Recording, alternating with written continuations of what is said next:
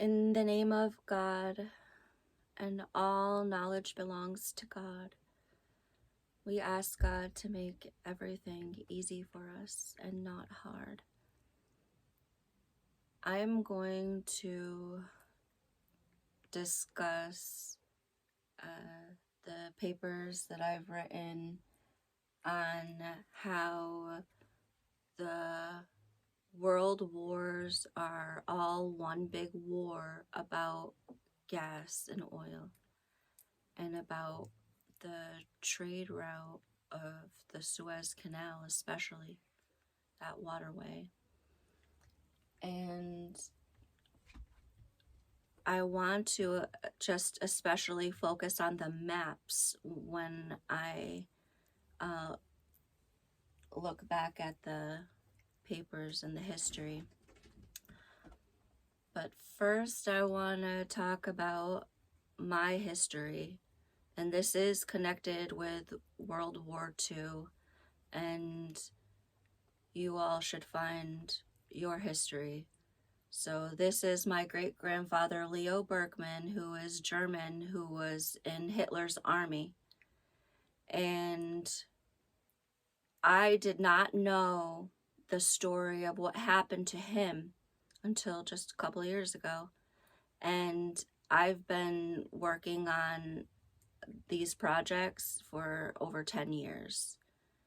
So I have been acting long before I knew the history that probably has motivated me. I've always been fascinated with World War II in the way that I wanted to understand how it could have happened. And Leo Bergman was in Hitler's army. Leo was a painter. And this is an archive of paintings that he has done, and he's done sculptures, but he's especially known for his paintings. This here is Leo on the wall, and these are sketches in pencil, and there's a watercolor here. And the original oil paintings, his granddaughters have them. My mother and her sister have them. So Leo inherited a property and a business in Nuremberg, Germany, the same city where they had the Nuremberg trials. And he got a beautiful wife.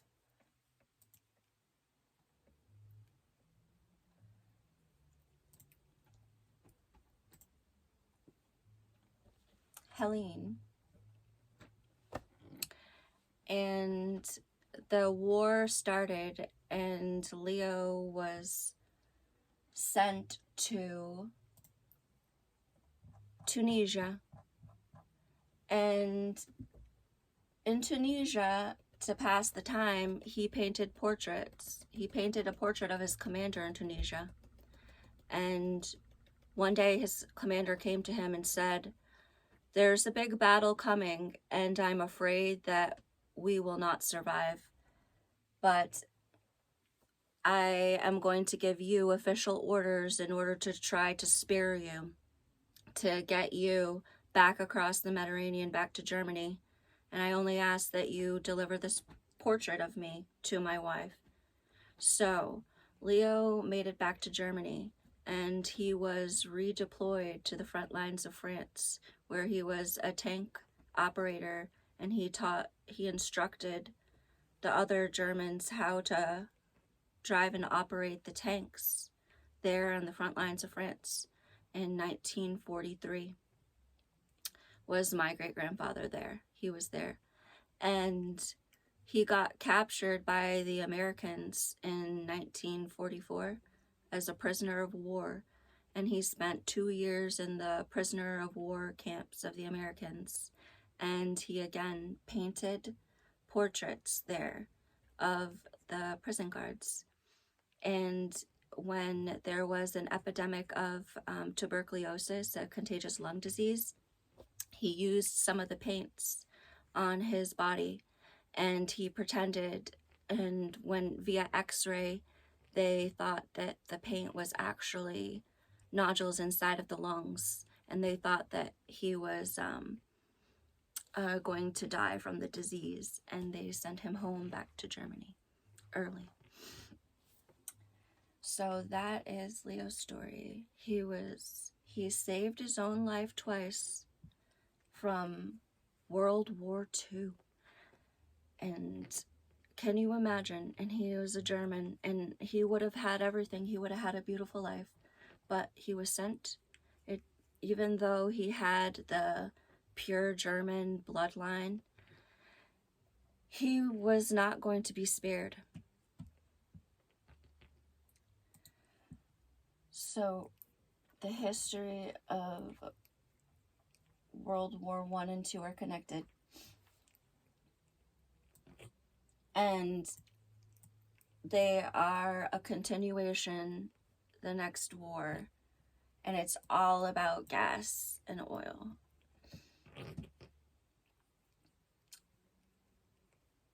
In 1860, the Suez Canal was started and finished by the people of Egypt. With this project, the Egyptians will forge a doorway for empires, and Egypt will hold a new key for the crossroad of 4 continents where much of the living world exists.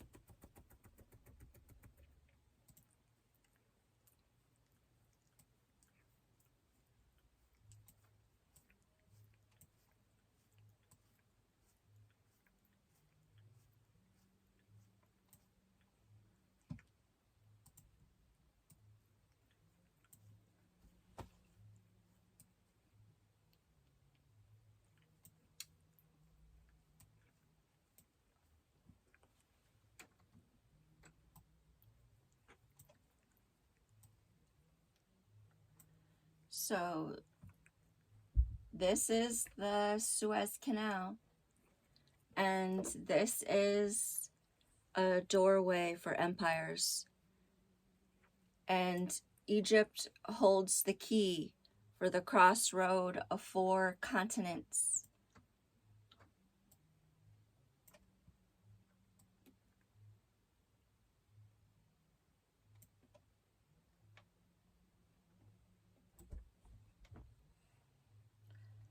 Here they are. Here is the Suez Canal.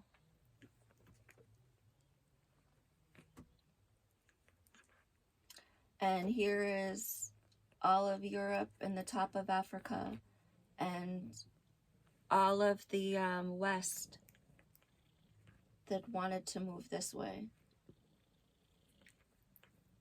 And all of it needs to come around to the other side of the world.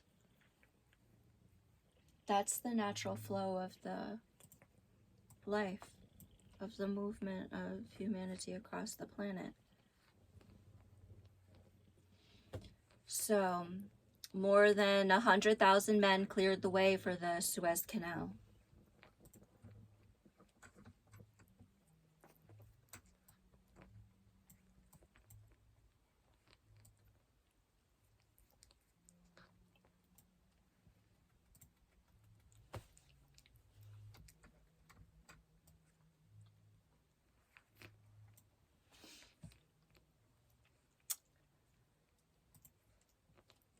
So they used tractors and horses. It's the year of 1860, and they are using tractors and horses to move dirt.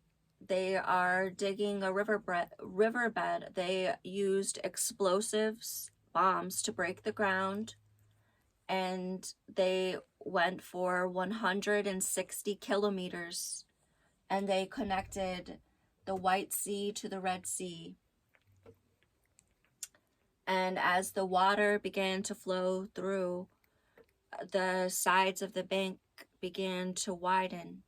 And then they used a dredger ship to make the bottoms deeper and to help widen the sides.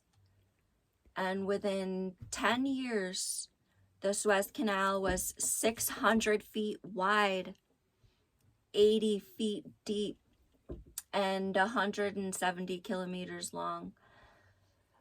The Suez Canal secures the fast, large trade corridor for Europe to India and Asia, for the east to get to for the west to get to the east. So I am not going to focus entirely on the history, but on the geography. 25 years passed from the time of the construction of the Suez Canal. 25 years. It's the year of 1900. In 1902, donkeys and tractors are carrying pipes for drilling oil up the mountainsides in Iran.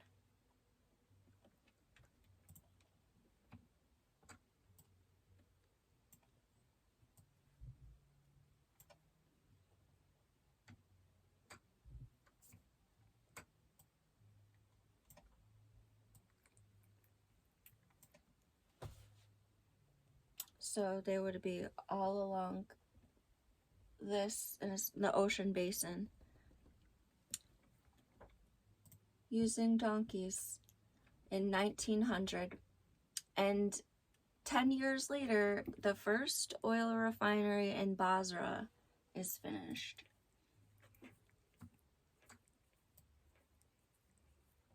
And Basra is here in Iraq.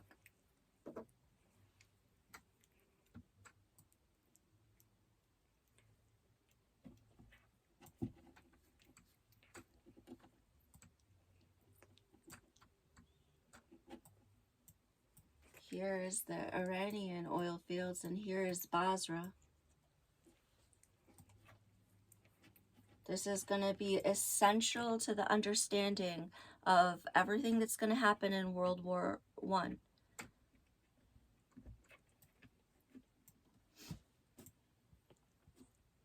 The British are going to send generals and battle groups to the oil fields in the Persian Gulf in Iran.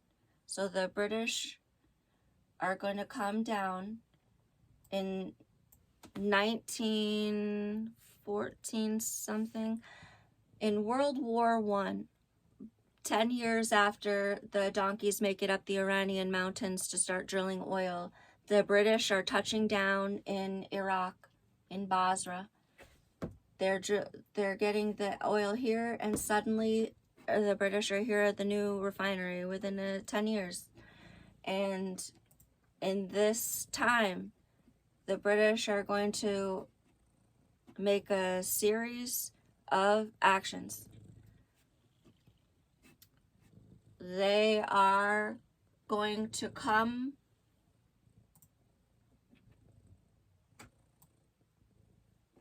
the British are going to come here to Constantinople, and the British generals are going to fail to be successful, of course, in meeting the Turks. The Turks were a powerful empire at this time. And the British are going to simultaneously come over to Palestine. And they're going to be semi-successful there. And they're not going to be able to hold themselves very well. This is World War I. So in World War I, the British come down to Basra, or come down to Iran. They come up towards Basra. They send Lawrence of Arabia to make a deal with Saudis, and then they try to control Palestine, and they even face with the Turks.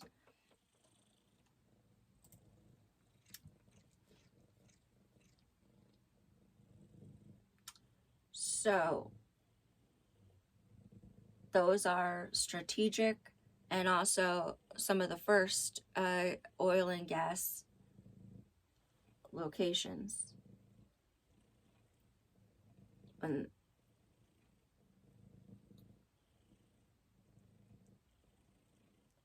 10 years later, 10 years later from this movement of the British across the Middle East, Germany is going to prepare a plan for war across Europe with the help of Russia and Italy.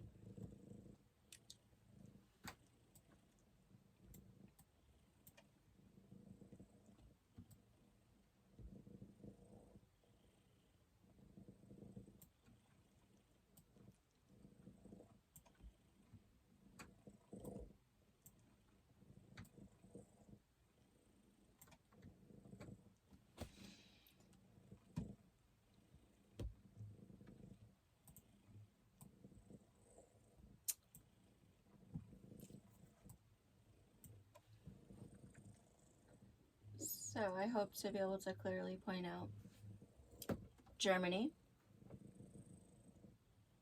and Russia and Moscow. Germany, Russia, Moscow, and Italy. 1939, Germany invades Poland and splits it with the Russians. Russia invades Finland, Romania, Latvia, and Estonia. Finland, Lithuania, Estonia. So Soviet Union with Stalin is going to move all along the North Sea.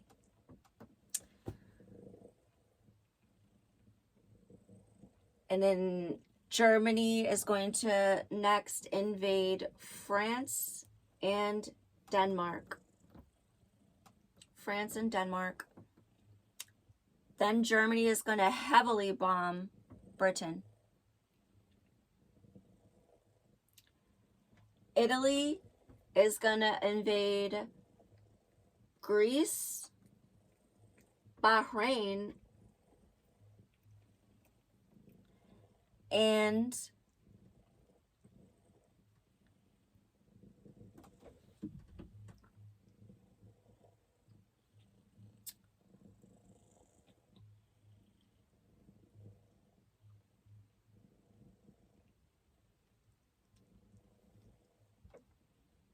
they are going to. So the Italians invade Greece, Bahrain, and then they go to out this way to Palestine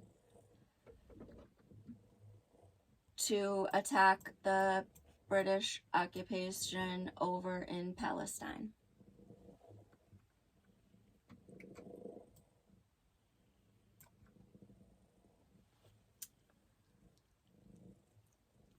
At this time, the British are going to trade some of the islands in the Pacific to the Americans in exchange for getting some battleships. And the British are going to take those battleships around Africa, and they're going to start taking some territories away from the Italians. So they captured the Panhandle, Sudan,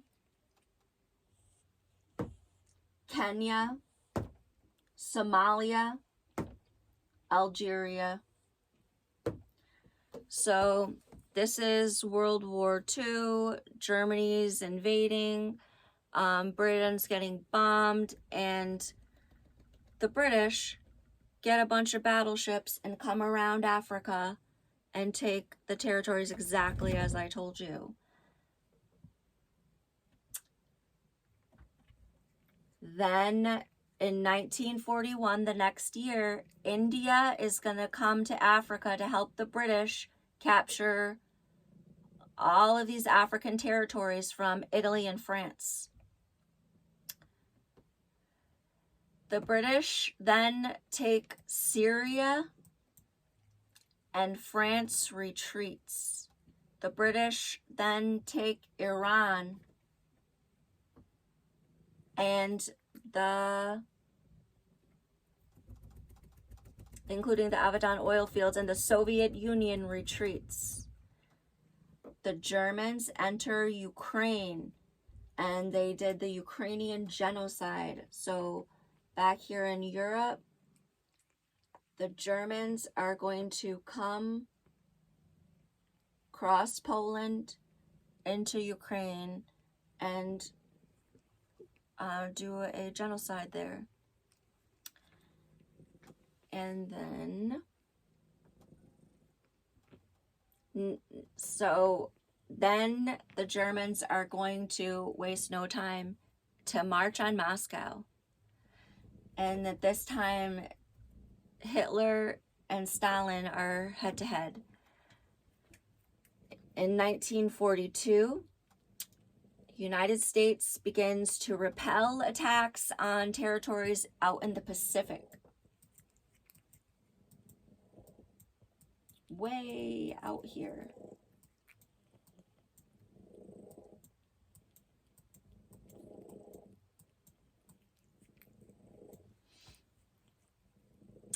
The United States starts the Manhattan Project to get intellectual Germans to quit the war and to migrate over to the United States.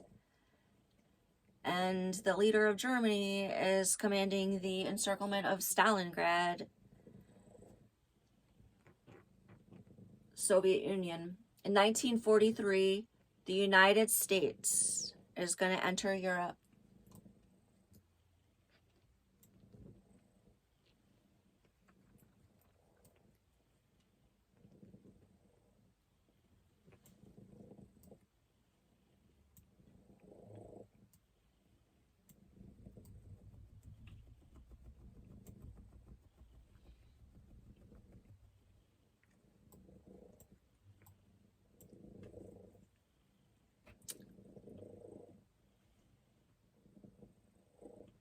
In 1943, the United States is going to bomb the Romanian oil refineries. Just saw it, I think it's right here.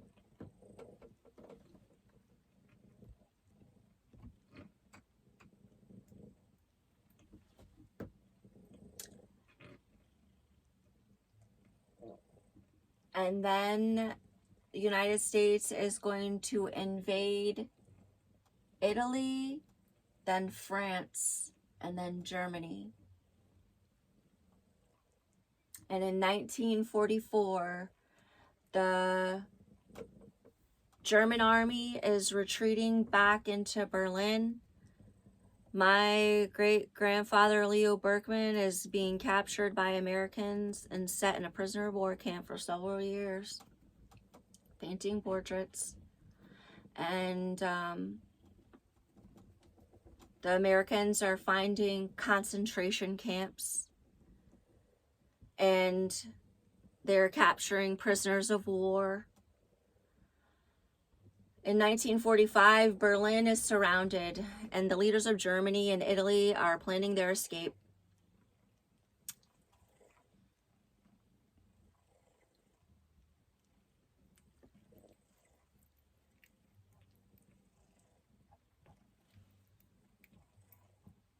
So